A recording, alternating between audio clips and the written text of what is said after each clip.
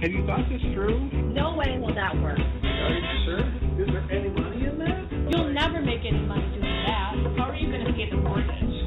Just get a job. You're going to try to sell that? Why can't you be normal like everybody else? All right. Were your parents morons too? The savvy entrepreneur to the rescue. Congratulations. That really turned out well. Really good job. I'm going to admit it. I'm surprised. You know, I wish I thought of that. I never thought anyone would. How did you do that? I'm so glad you're pursuing your dream. I wish I had the courage to follow my dreams. Hey, good morning out there, Chicagoland and Milwaukee too. Welcome to the Savvy Entrepreneur. We are broadcasting live on WLCB 101.5 FM. I'm your host, Doris Nagel, and I'm a crazy entrepreneur myself, and I love helping other entrepreneurs. I've counseled lots of different startups and small businesses as part of my law and consulting practice, and I've also helped or started at least 9 different startups, and I wish I could say they have all been madly successful, but that wouldn't be true. And I've made plenty of mistakes along the way. My passion is to share what I've learned and to find other experts to help entrepreneurs. So I welcome your comments, suggestions. If you have a topic you'd like to hear about or struggling with a particular issue, you want to be a guest or you know somebody who'd be a great guest, contact me at dnagel@lakesradio.org. The show will be better for your input. Now, with that, I would like to introduce our guest for today. Our topic is business valuation, and while that might not sound terribly sexy, it's pretty darn important. And with me today, live in the studio, to talk about that is Heather Grove, the Managing Director of Caliper Advisors, where she focuses on measuring, enhancing, and monetizing the value of privately held companies. She has over 15 years' experience conducting valuation analyses of businesses and various types of stock and partnership interests for all sorts of reasons, mergers, divestitures, acquisitions, and the like, even gift tax planning, something you might not think about. Prior to joining Caliper Advisors, she was Director of Corporate Finance for a venture-backed technology company. She began her career as an analyst in the Valuation Services Group at Ibbotson Associates. Caliper Advisors is a leading independent provider of expert valuation and economic consulting services. I'm not sure what that is, but I'm sure we'll find out very shortly. And their clients are all over the map in terms of size, from startups to multi-billion-dollar publicly traded corporations.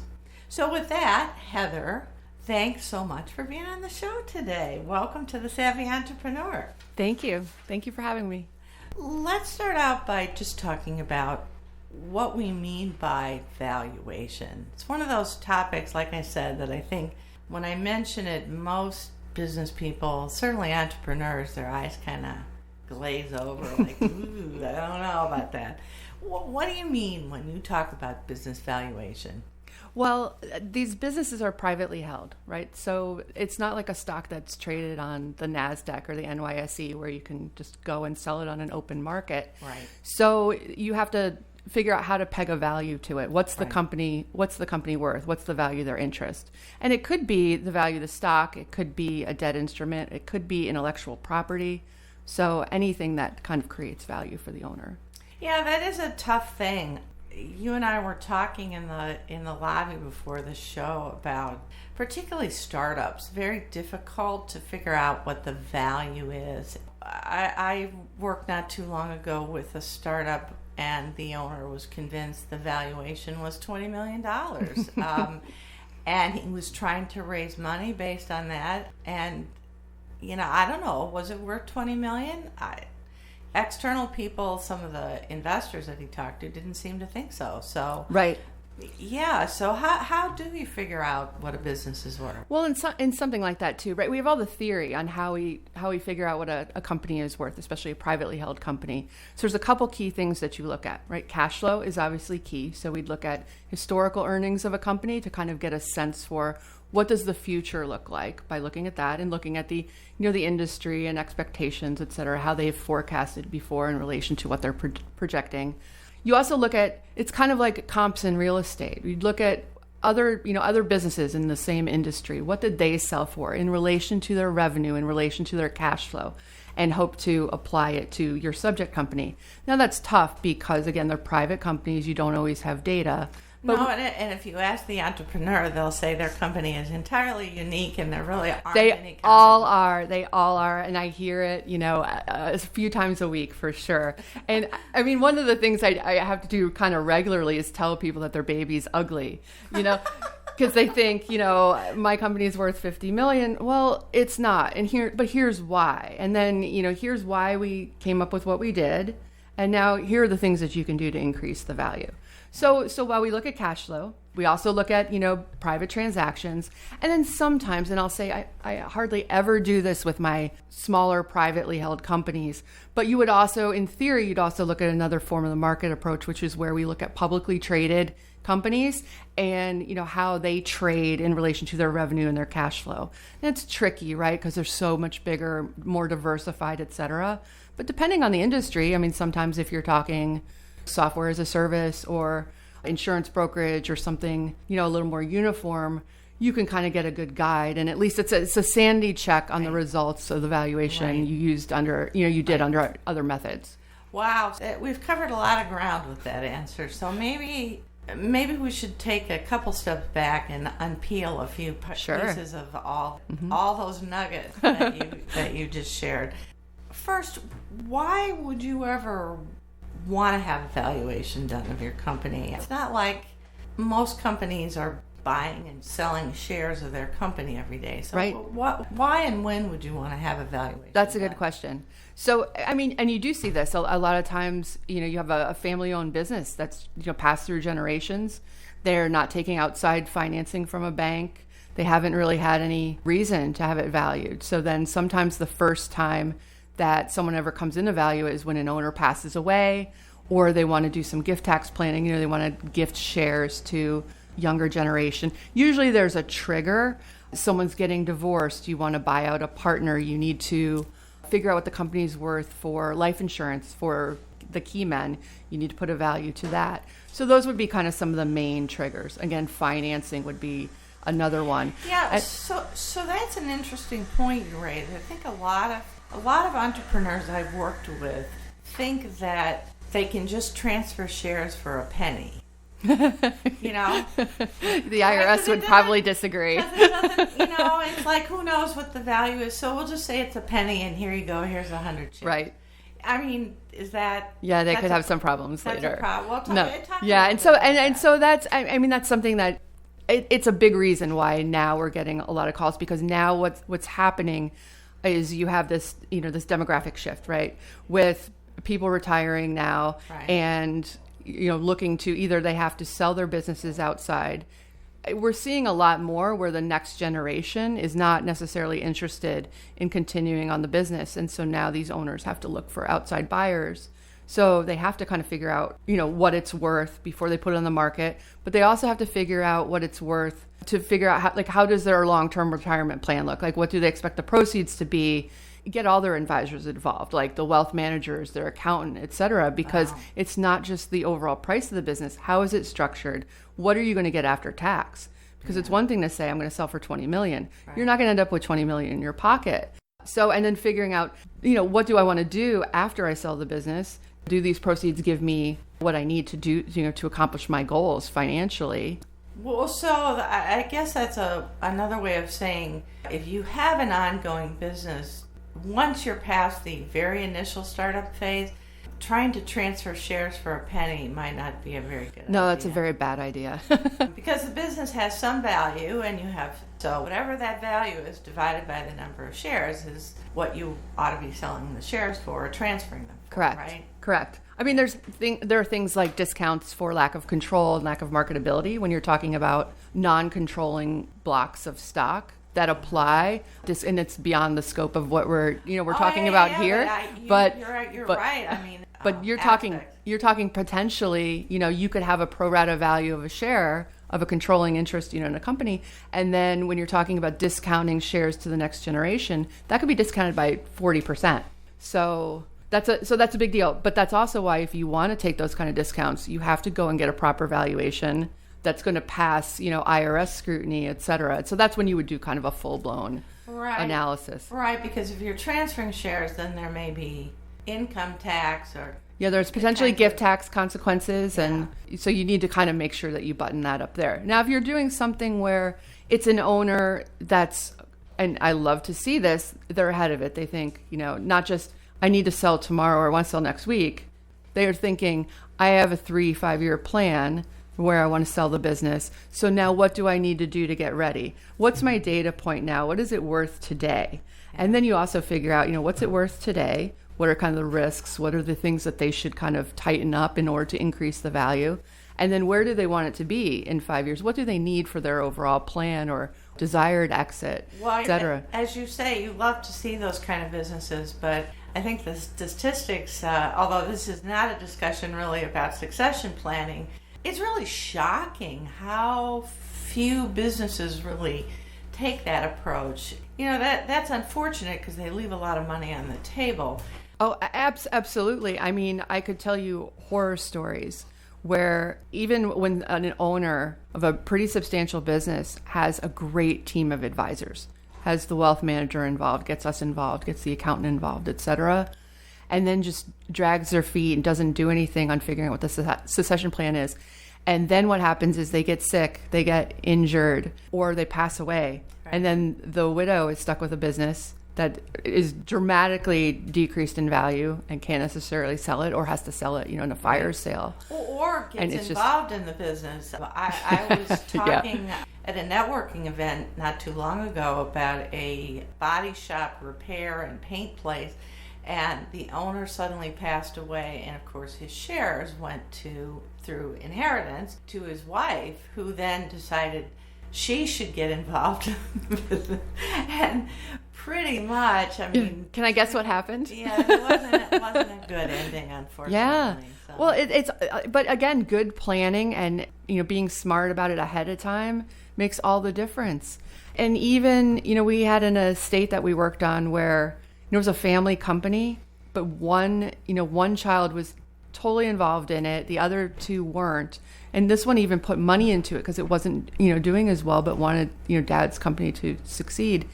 But when he passed away, he left the company in equal shares to each, where this is going, to each child. Well, then it turned into litigation. No one speaks. It just... And there wasn't, the sad thing is, the company wasn't doing well. It wasn't really, I had to go through and kind of prove to every sibling, this is really what it's worth. There's not a lot here, what you're going for, but it just destroyed their family. And all it just took was some good planning years before to avoid these kind of outcomes.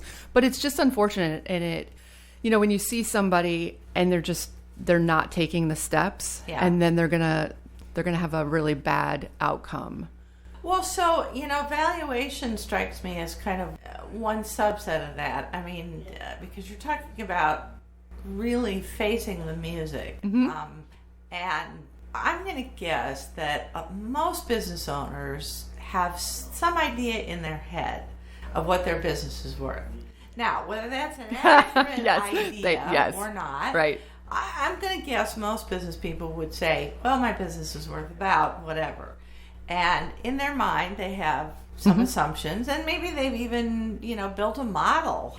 So what are some of the most common mistakes you see business owners make with their assumptions? They think it's worth $20 million, but your exercise says, no, it's worth $5 million. Because, business owners, most of us are optimistic by nature. We never do this crazy stuff, right? Mm-hmm.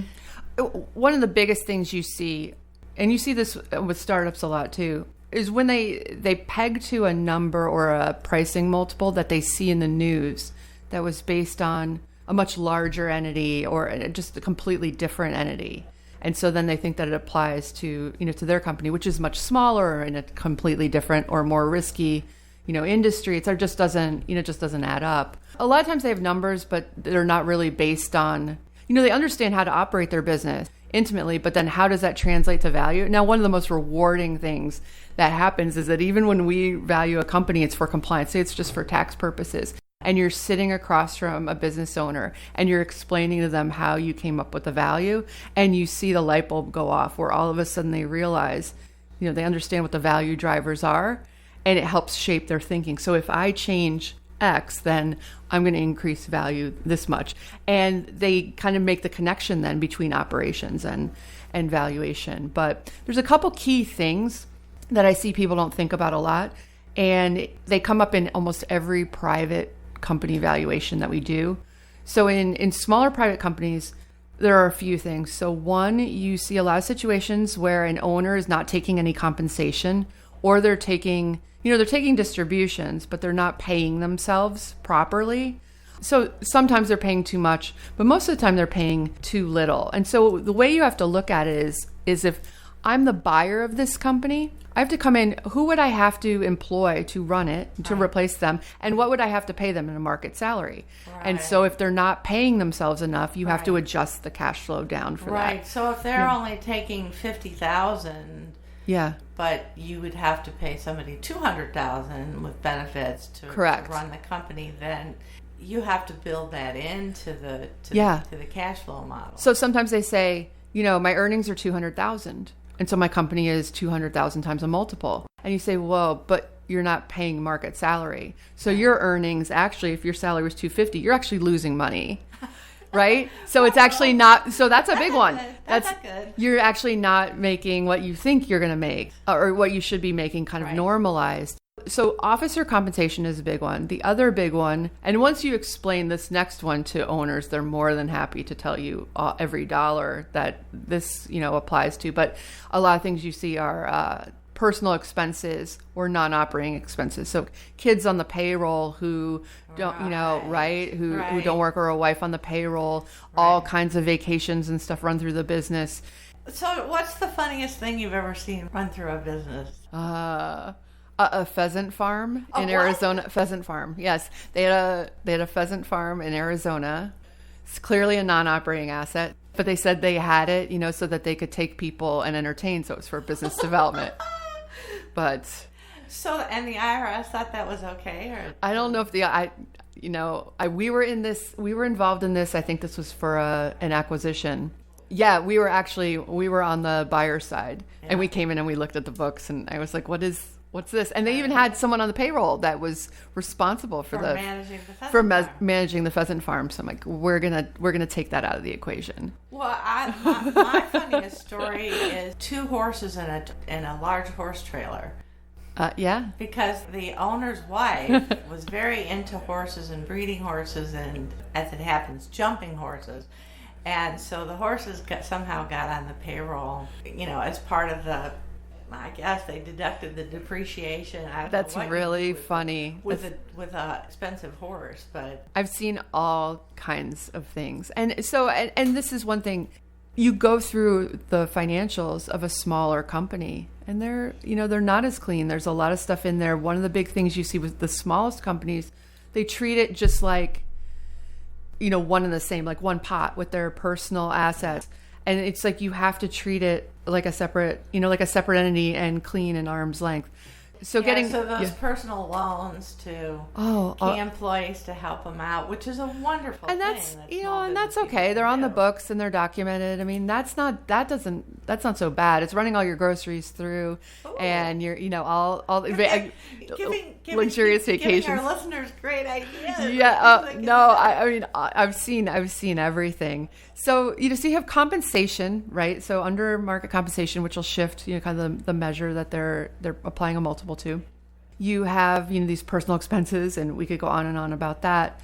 But the other one that you see that we usually have to adjust for is sometimes you have a company and they will say the shareholders say and we see this a lot in family-owned businesses, right? So you have all the siblings, they own pieces of the company. Then they also own the facility that the company operates in a separate entity. And so they may or may not be paying market rent to this entity. And so sometimes they're paying a lot more to the entity, right? To that owns the real estate. And so I have to look at it as a buyer. Like if I came in, what would I have to pay an independent third party to lease this space? And so we would have to adjust that cash flow as well. So usually you see some kind of play. that they're pulling too much money out of the company, push it into another family entity. Or sometimes they're not paying any rent. So you look at their financials, why isn't there any rent? Well, we own it in another company.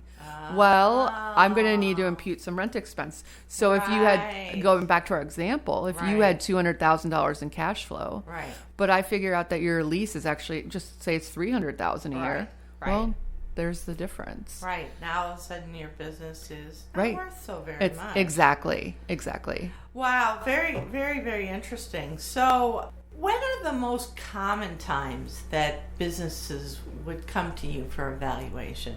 So a lot of times it's a trigger, right? Kind of like I said, you want to buy out a partner, you want to bring in new partners, right? As part of kind of your overall plan. Right. You're getting divorced, someone passes away, you're looking to gift shares to next generation, God forbid litigation, financing, you need outside financing. You're looking for investors or you need bank financing. You need to document it that way. That's a big one, isn't it? Yeah, it is. And it's interesting how, as we were talking about earlier, how your understanding of what an objective, methodical evaluation of your business is can really affect whether you get funding or not. And, a company that I recently worked with, the owner was convinced it was worth $20 million. And unfortunately, the investor groups that he talked to said, maybe 3 to 5. Wow, that's a big disconnect, right? That's a huge disconnect, and so not only will you not get the price you want, you may not get a deal at all. And I think in the situation you were talking about, they didn't get any funding. They didn't. So the big thing is when you're a startup, and especially if this is your first startup, right? You're not a serial where you've had multiple exits or even one successful exit before that you can kind of show. So when you're looking at a startup, you don't have prior experience, you don't have any traction yet, right? Because it's new. So you may have some revenue, but you probably aren't cash flow positive yet, right? And so all a potential investor has to look at is basically, the quality of the management team. I mean, it's the biggest thing. They have to feel comfortable. So then if they feel like the owner, the founder, has unrealistic ideas about valuation expectations, it kind of says, well, this is kind of a sign of their overall thought process and their overall judgment. And this is basically the most we have to go on because we have to trust that they're going to execute the plan and carry through. It's really a bad problem. It is a bad problem, and I think that the importance of a great management team is even more important than a lot of business people realize. One of our guests recently basically said that when they saw a great management team come to them, sometimes they would say, we don't like your idea, but we have some other great ideas.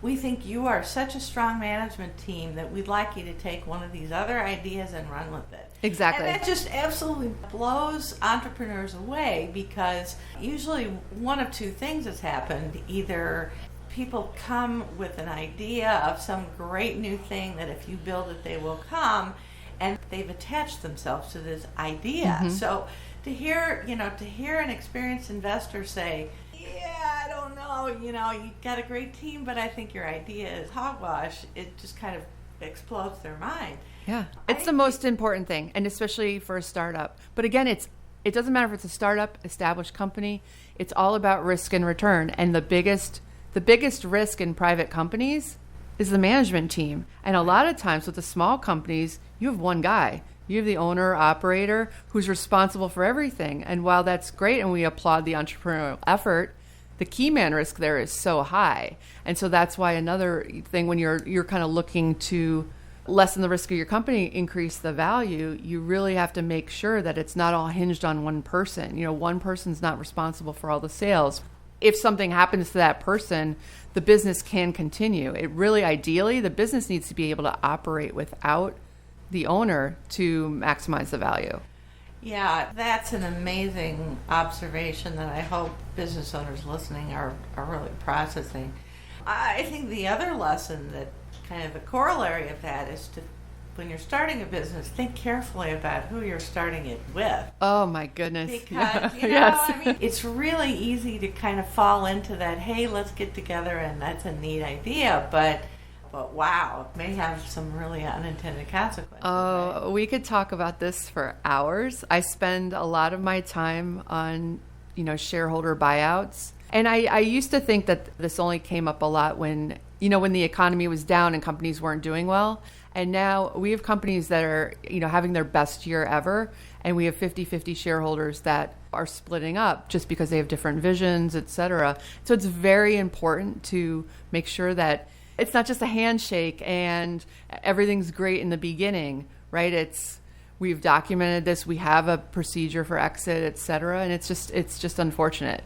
So, well, Heather, we're going to continue that discussion. I think the idea of allowing the business to run without you is one that's a foreign concept to a lot of owners, and I want to pick up on that thread. But for now, we need to take a quick break for station identification and a word from a few of our sponsors. We are back live with The Savvy Entrepreneur with Doris Nagel and our guest today, Heather Grove from Caliber Advisors, talking about business valuation.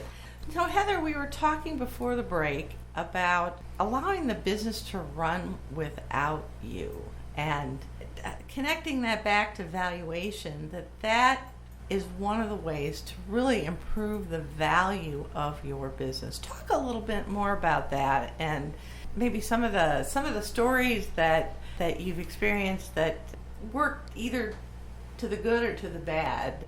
So when you're just like valuing any asset, so it's all about risk and return. And so a huge risk factor for a privately held business is owner dependence.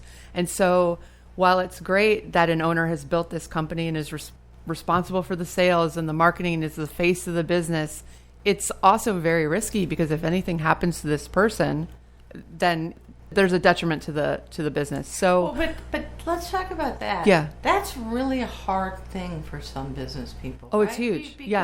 Because that maybe is the whole reason, the ego boost or the day-to-day interactions and pressing the flesh with customers may be the whole reason they do this, right? Right. No, and that's exactly right. And that'll get to something when we're talking about when they're actually ready to sell. There's kind of a psychological part of this, walking away, the difficulty there, and some things I've seen with owners almost sabotaging their own deals because they start to freak out when they have to realize they're going to be stepping away from this. But, when if I'm coming in to buy a company, and, I look at their historical cash flows and I'm thinking, okay, what do I expect to generate from this asset moving forward? I have to feel pretty comfortable, right, that those cash flows are actually going to be realized.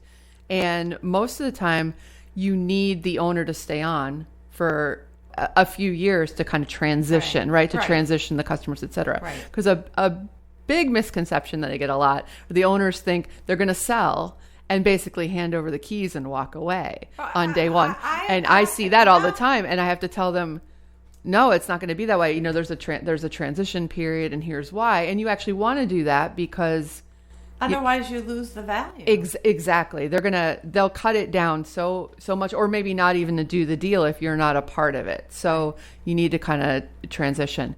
But it's just like anything else. If you're the only person responsible for something, and and something happens, you've got to kind of diversify. It's just like in your portfolio, with your retirement portfolio, right? You're going to put everything in one stock.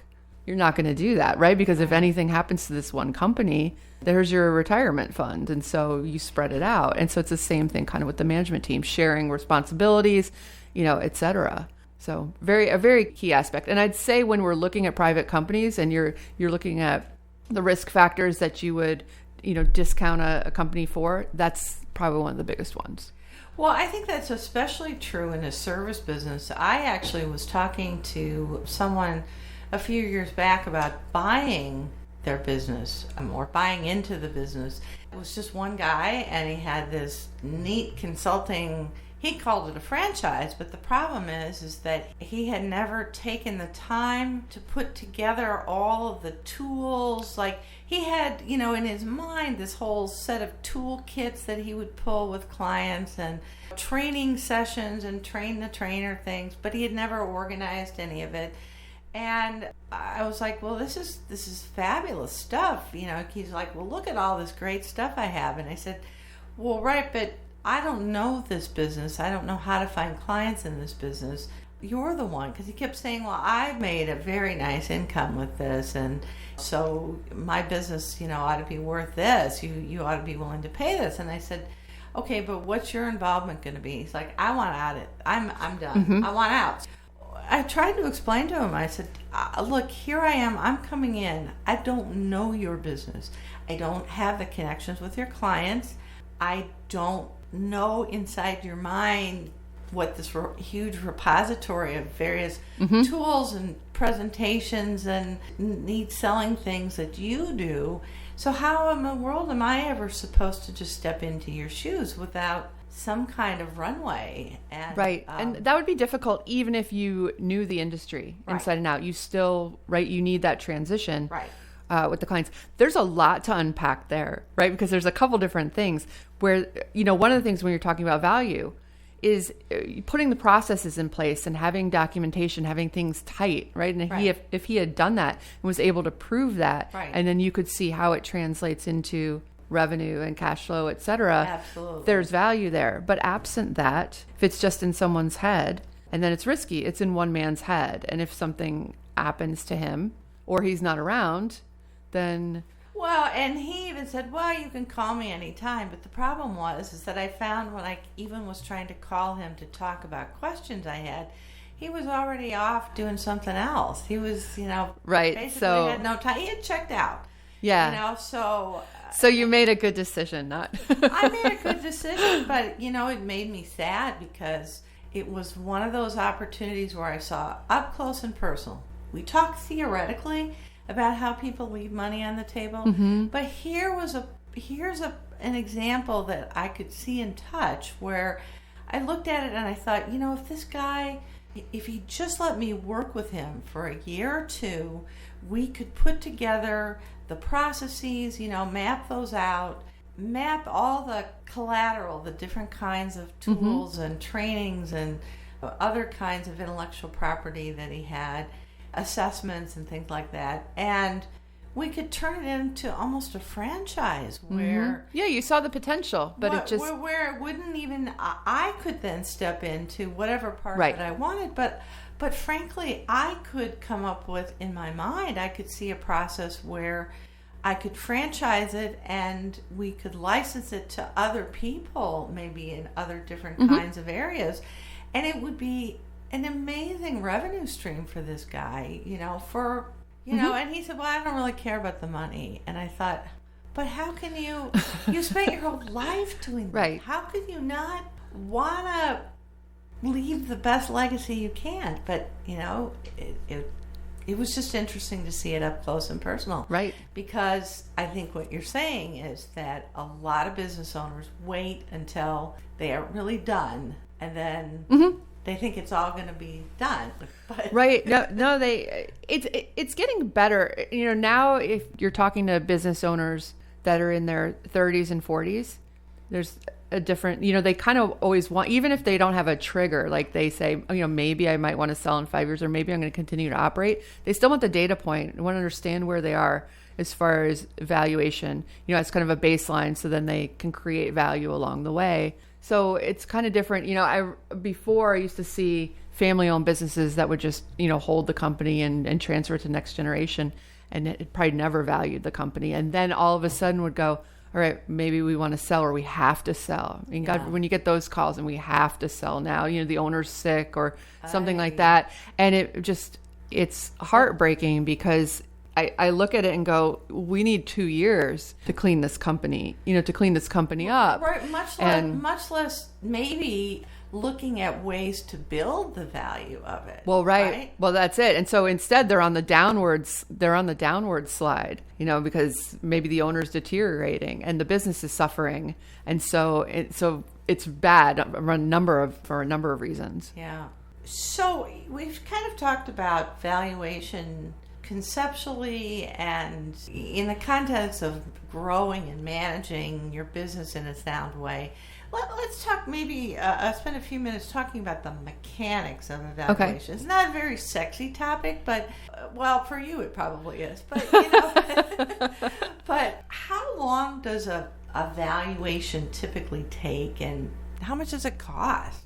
I could kind of go through just real quick kind of how we do it, Yeah. what we do, and then depending, you know, it depends on the purpose too, right? If you're doing something, like for example, if you were looking to buy a company and you said, this is the price that they're looking for, can you take a look and see if it's in the realm of reasonableness, right? So that's like kind of a quick calculation, a little bit of research, right, to kind of give you that data point, which is very different than if you're saying, I have this company and I want to gift shares to a child, and it's going to need to survive IRS scrutiny, et cetera, right? Then that's more of so you have kind of a calculation on one side, and then you have the full blown report that would survive IRS, SEC, litigation, scrutiny. Right. So on the other hand, so you can kind of talk about that. So obviously the calculation is pretty easy, but no matter what, I mean, you're looking at, you know, so first you're going to gather some data. You're going to get the client's financial statements, tax returns, major contracts, so leases, supplier agreements, anything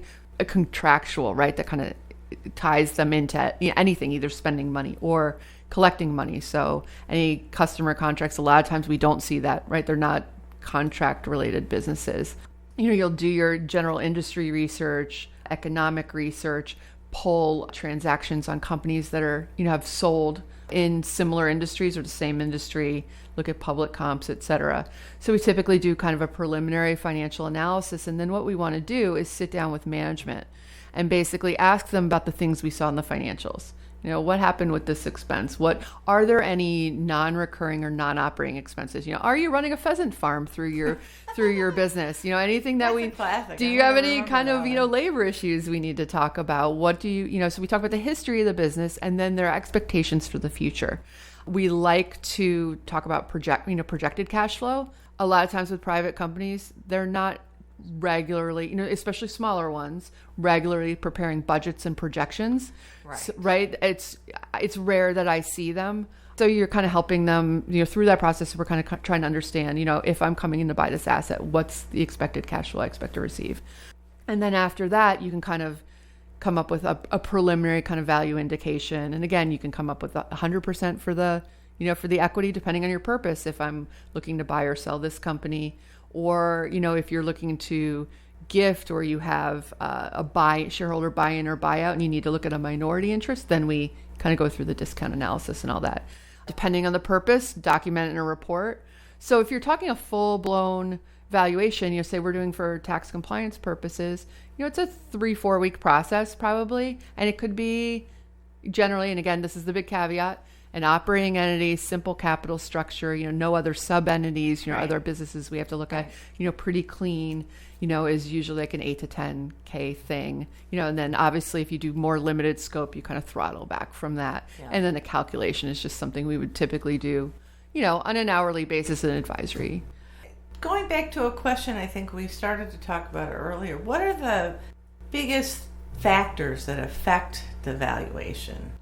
So And I suppose that depends on the industry, etc. But well, big sort of. buckets. There are some big buckets that will apply to every single company because again, it's all about risk and return, just like every asset, right? So it boils down to, you know, what are the key things? We look at, you know, every aspect of the company's operations, right? And their management team, that's usually the big one in these companies. Key man risk, that's usually a big one. Sometimes we see customer concentration, you know, where 70% of their sales come from Amazon. That's a problem because if anything happens with the relationship with Amazon, that's going to be detrimental to the business. So key man, customer concentration are two big ones that we see. I would say just general quality of financial information, processes, et cetera, meaning how buttoned down are they, generally speaking. You know, if I'm looking at it from a buyer's perspective and I come in and I ask for financial information and they give it to me and it's tight and it's clean, Right. as opposed to it takes them 4 weeks to get it to me and then I get some garbage that I can't decipher, as a potential buyer, I'm not feeling really good about their financials and not feeling really good about the company, the company as a whole. It's interesting. I think a lot of people maybe think about getting a valuation done as this sort of a service, like, I'm going to have my tax return prepared by H&R Block. The way you describe it really, and maybe there are valuation companies that sort of approach it that way, but I think the way you're describing it, you're really a business consultant. Absolutely. Because I'm envisioning that you have conversations. So let's take the management team, for example, and the fact that you want a strong management team. You need to then have conversations with the management and say, great if it's a fabulous team. You can say, hey, this is one of your real assets. Maybe you're not paying this guy or this woman that as much as you should. You might want to think about that because those people are pretty critical for your business and they're real assets. But I'm sure equally there are difficult conversations. Cousin Frank is not really pulling his weight. Everybody knows it. Right. If you're going to sell this business, you're going to need to do something about this. Those are hard conversations. Right. No, those are hard conversations. Getting back to something that you touched on, which I think is really key, and I'm so passionate about this. I think too often people think, valuation is just some, they have to get it for some trigger. Say that their bank says they have to get it, or they have to do it for tax purposes. It's kind of like, oh, it's a pain. We got to pay $10,000 to do this. And the mistake. And can't I get one for $5? Or an online calculator for $250. Right. And no, not even the same thing at all. But I feel super passionate about this, and I know, and I've been told by people that I work with, attorneys that I work with, and bankers, etc., that there are competitors that do this. So basically, you just kind of produce it, and then the client just puts it in a drawer, files it with the return and puts it in a drawer. Right. And that is a mistake, because even if you have to value this for compliance purposes, you have a treasure trove of information now. What are the risks in the business? What are the issues? Because we went through every single piece of it. And now learn from it, use it as a tool for the future. So you've had to go through the whole process. So they came back and said, wow, we're kind of dinging you a little bit because of your customer concentration. And then I've had clients who have done this and said, now we're going to fix it. And so then they come back a few years later and they need to value it for the bank again, or they need to value it for another purpose. And they've fixed that. And so then we can kind of reduce the risk premium that we add to that company, which therefore increases their value. So again, risk and return. So if you reduce the risk, one, you increase the chance of doing a deal, and you increase the price, because the lower the risk, the greater. Right. So if you have a management team that's solid and is not dependent on one single person, less risk. Exactly. You have a nice big, a diverse group of customers that's not concentrated. You've mitigated risk. Exactly. But that's what it's about. So look at every factor that way. And so you have two companies, same revenue, same profitability, everything, but one has a really solid management team and one has one guy. All things being equal, right? The company with the more diversified management team is worth more. You have the same set of facts, and you have one has 80% of their business from Amazon and one has a diversified client base. Guess which company is worth more? Yeah, it's interesting. That makes total business sense. And yet I think somehow a lot of people's minds are affected by these unicorns that you read about in the news. And yes. You got to have some real disrupting kind of idea for it to be, and then it's worth a lot. Otherwise, not so much. Those are probably really the exceptions. Right? They absolutely are. For a reason. They absolutely are. I love when someone sits down and it used to be we're the Uber for this. Yeah. And then that changed a little bit. Well, Uber's still losing money, so I don't know if that's so good. No, right? Exactly. But I think the beautiful thing is, and I think operators of private companies get this, but you look at these companies and And I love the companies that we work with, but they're not sexy businesses. They're making some small part that, they sell to NASA and they sell, nothing sexy, or they're making equipment for bridge building. Yeah. But these companies are fundamental to the growth of the economy. Right. And kick out a ton of cash flow and employ a ton of people. And then there's the ripple effect, right, on the supply chain and all of that. So it's really a neat thing. And so the companies that you see, on TV or you read about in the Wall Street Journal. Yeah, I mean, who wants to read about widgets, right? That's just But that's it. It's not sexy, but I think it's beautiful. And they're all just flying under the radar and building cool things and employing a lot of people and creating wealth for their families and then giving it back in the communities. And so, absolutely. Yeah. So, well, we didn't talk a lot about you. I mean, I gave you a quick introduction, but I'm curious, how did you get involved in this whole aspect of the business? What drew you to it? Oh, into valuation? Yeah. It was a complete accident. So, going back, people think this is crazy, but when I was in 7th grade, 7th grade? Yeah, 7th grade. I don't even know what I was doing. I was picking my nose. No, 7th grade. I wanted to be a corporate securities attorney. And I was like, that is what I'm going to do. Well, my cousin was a partner at a big law firm. And I didn't know know what a corporate securities lawyer was. So I don't think I even knew when I was a senior in high school. Well, I really loved law and I really loved finance. And then I had this great role model. And so everything that I did was built towards I was going to do some kind of business law. And so then, I majored in accounting and finance and all with the idea that I was going to go to law school, but I was going to have this great financial background that was going to help me when I practiced. And then, so I went to undergrad at Indiana. And I'm sorry to hear that. Right. You seem like a very intelligent. That's right. I guess this interview's over now. Right. And so at one point, I got to know my investments professor really well, and he suggested that I had decided that I was going to take a few years off before I went to law school, make a little bit of money of my own. And so I was going to, interview for a job. And he suggested that I go speak with Ibbotson Associates, that he knew, Roger Ibbotson from University of Chicago and had, I think he wrote a white paper with them, et cetera. And I went and interviewed there.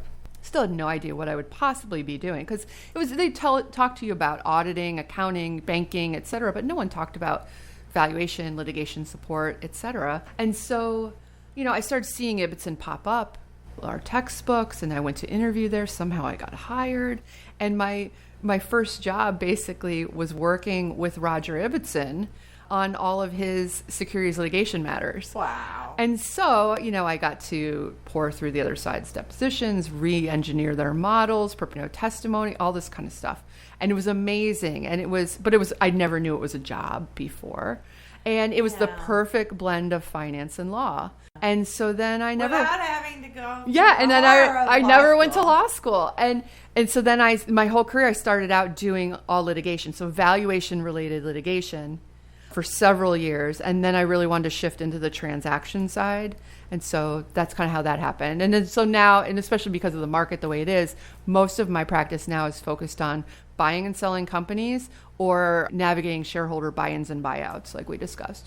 Fabulous. So what do you enjoy most about your job before we sign off here? Just about out of time. Oh, I mean, I love my job, but I love working with entrepreneurs, business owners that are just, killing it every day and building, again, they're not sexy businesses, but they're just working hard and building great businesses. I get to be, as opposed to when I started out, I was working with big public companies. I'm really hands-on. I get to advise on all aspects of the business. I get to help them with other people in my, in my network. It's very and real. So, it's not theoretical it's fun at all. It's just, every single day is fun. I get to see how things are made and just, again, work with really interesting people, in my network and the business owners. So, and I'm sure watch them grow, which is really it's super rewarding to be able to play even a small part in their success. Fantastic. Well, Heather, thank you so much for being on the show today. It was really great having you on The Savvy Entrepreneur. Just a ton of wonderful tips and insights that I hope our listeners have really enjoyed. So that is our show for this week, folks. Thank you so much for listening, and thanks again especially to our studio guest, Heather Grove from Caliber Advisors. You can find more helpful information and resources on my law website, which is forsythialaw.com, or my consulting site, globalocityservices.com.